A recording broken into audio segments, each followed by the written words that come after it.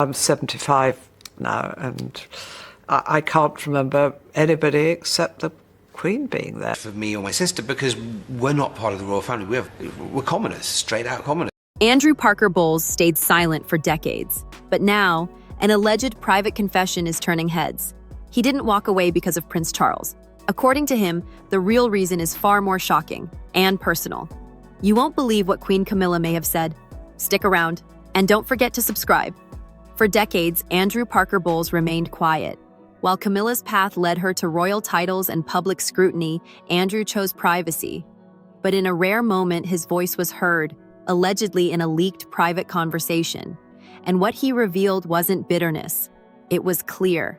He didn't blame Prince Charles. In fact, he said he would have accepted Charles's place in their story. What he couldn't accept was how Camilla had changed. That statement alone flipped the narrative. The man many believed had quietly stepped aside out of defeat shared something far more nuanced. It wasn't jealousy. It wasn't a drama. According to him, it was a transformation. Well, you know as well as I do, everyone knows he's a marvelous leader and a marvelous man. Camilla, he claimed, had evolved into someone he no longer recognized. And that, more than any scandal, was the reason he walked away. When Andrew and Camilla were first seen together, they were everything the upper class adored. Young, attractive, and perfectly matched in status. Their love story began in polished country clubs, fox hunts, and gatherings where aristocratic names floated through halls lined with oil paintings. Andrew was a rising military officer, smart, charming, and unapologetically bold. Camilla, known for her quick wit and confident nature, brought a refreshing spark to the otherwise polished scenes. Together, they were described as magnetic. Their names frequently appeared side by side in social columns, and they looked inseparable at every event. But beneath the elegant surface, something was missing. Not in public, but in the privacy of their marriage. I can't mimic voices for love or money. I'm completely hopeless at it. The smiles were real, but the bond had already begun to weaken. Once married, their story started to feel less like a fairy tale and more like a contract. There were no public fights, no grand disputes, just a quiet shift in energy. What once was laughter became polite conversation. What once was passion became procedure. Andrew recalled that Camilla always fulfilled her role. She raised their children, managed their home, and upheld their social image. But even then, something seemed distant. He often felt like a guest in his own home, a participant in appearances but not in connection. As the years passed, that emotional gap only widened. He spoke of a growing wall between them. Not physical, but emotional. A subtle separation that couldn't be ignored. They still stood together in public, but in private, they had already drifted. Andrew's story took a sharper turn when he spoke about the presence of another person in their marriage. I'd be delighted. Try it anytime they like. But like all people's jobs, you'll find that it... Prince Charles. According to him, Charles wasn't just a figure from Camilla's past. He was a shadow that lingered in every corner of their relationship. Andrew claimed Camilla kept letters locked away and took private phone calls behind closed doors. He described moments that felt more than just awkward. They felt permanent. There were invitations to royal estates where both names appeared, but Camilla always seemed to assume they were meant for her. He remembered finding handwritten notes from Charles in Camilla's study. Not inappropriate, but far too personal to ignore. At first, he brushed it off. After all, aristocratic circles often allowed such blurred lines. But over time, it became clear. Charles wasn't just part of the past. He was still part of Camilla's emotional present. Who have lost loved ones. We feel their absence at every familiar turn. Around the time Prince Charles and Princess Diana's marriage began to unravel publicly, Camilla's focus seemed to shift. Andrew recalled changes that weren't just about feelings. They were about position. Camilla began to attend more selective gatherings. She formed connections with key figures, people close to the royal family, media consultants, and confidants with influence. She no longer laughed off royal protocol. She started studying it. Andrew noticed folders under her desk, filled with newspaper clippings, personal notes, and scheduling materials. Their home began to feel more like an operations center than a private residence. Camilla's conversations changed too. She stopped talking about the kids as often. Instead, she asked about royal schedules, optics, and timing. Andrew wasn't just losing a wife, he was watching her shift into something else entirely.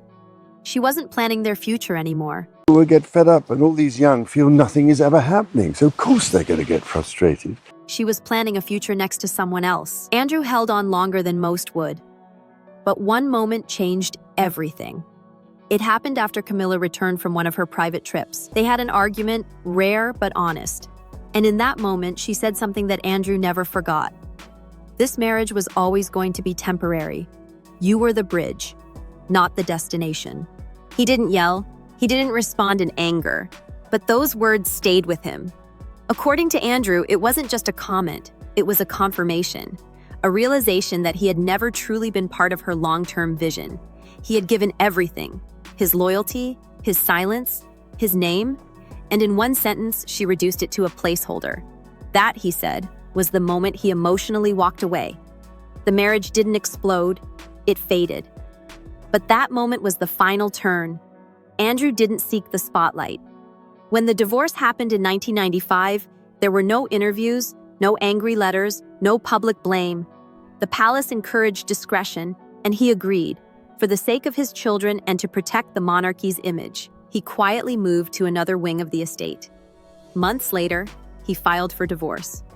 The public barely blinked. The headlines were small. And just like that, Andrew stepped away, not defeated, but relieved. Meeting the particular needs and challenges that people face. And In his own words, leaving wasn't a weakness.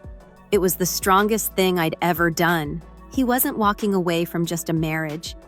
He was walking toward peace, something he hadn't felt in years. Andrew eventually remarried a longtime friend in a simple, quiet ceremony.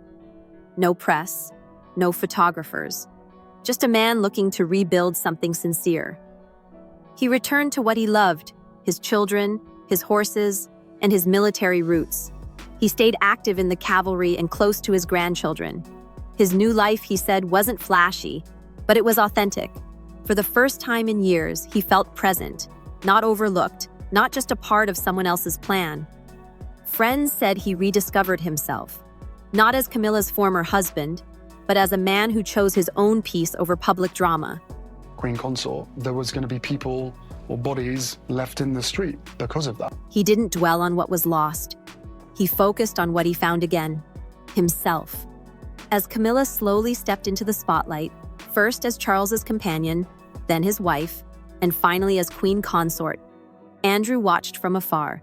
He occasionally attended royal events, sitting quietly in the background. When asked how it felt to see her beside the king, he said something that lingered. I barely recognized her. The woman he married had once laughed loudly and lived freely. The woman on the palace balcony looked regal, restrained, someone entirely different.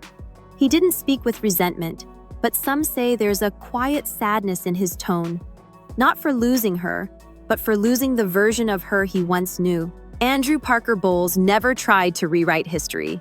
He simply wanted to correct the version everyone else accepted without question. For decades, he stood in silence while tabloids, documentaries, and royal biographers pieced together their own versions of the past. She was the villain. She was the third person in the marriage. But the truth, as he quietly revealed, was never that simple. When he finally spoke, allegedly in private, his voice wasn't angry or dramatic. It was calm, steady, and almost tired. This wasn't a man looking to stir controversy. It was someone finally choosing to be heard after spending years in the background of someone else's spotlight. He didn't hold grudges. In fact, he defended Camilla at times, saying she played her role in the family with care and never caused public embarrassment. But that doesn't mean he wasn't hurt. The pain wasn't loud. It was the kind that builds slowly and stays quietly hidden. That kind of pain doesn't explode, it settles in. And according to Andrew, that's what happened to him. For years, he had performed his role, the loyal husband, the family man, the soldier. I was a separated wife to the Prince of Wales. I was a problem, full stop. Never happened before. What do we do? Even after the emotional detachment, even when he knew Camilla was already mentally living a different life, he stayed, for their children, for tradition, and perhaps because he still believed that with enough patience, things might return to how they once were. But the moment she said he was only a bridge and never the destination, something in him shifted. That wasn't just a cold comment. It was a complete erasure of what they had shared. He wasn't even seen as part of the journey. He was merely a step towards something bigger in her eyes. That realization was harder to accept than anything else. Andrew's silence wasn't passive.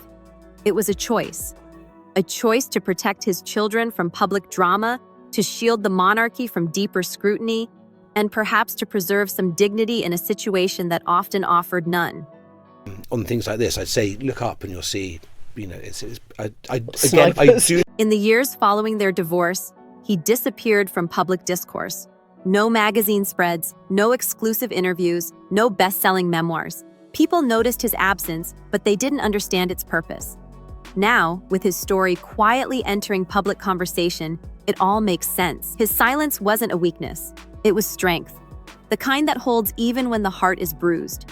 The kind that knows when speaking too soon would only create noise, not truth. And yet, now that he has shared his version, allegedly and discreetly, it has reshaped public understanding. He's no longer just Camilla's ex-husband. He's a man who loved deeply, endured quietly, and left with grace. He didn't lose a battle. He simply chose a different path. He continued to support his children, maintained his friendships, built a quieter, more authentic life far from royal obligations. Friends say he never badmouthed Camilla behind closed doors. Instead, he reflected, he processed, and eventually, he forgave. Not necessarily her, but the situation. Let us know in the comments. Do you see Andrew as the forgotten figure or the unsung voice of truth? Don't forget to subscribe for more stories that reveal what history leaves out.